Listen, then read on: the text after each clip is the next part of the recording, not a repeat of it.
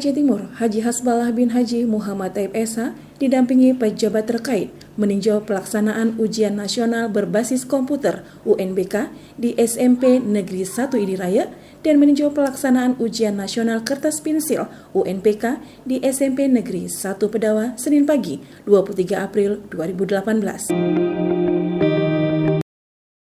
Diakuinya pelaksanaan UNBK di hari pertama berjalan lancar sesuai jadwal. Meskipun di sejumlah SMP dalam Kabupaten Aceh Timur terkendala status offline.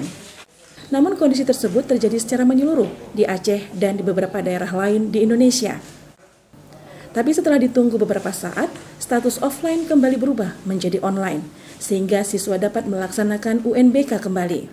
Alhamdulillah hari ini kita udah tinjau SMP ID dan SMP Pedawa, alhamdulillah berjalan lancar.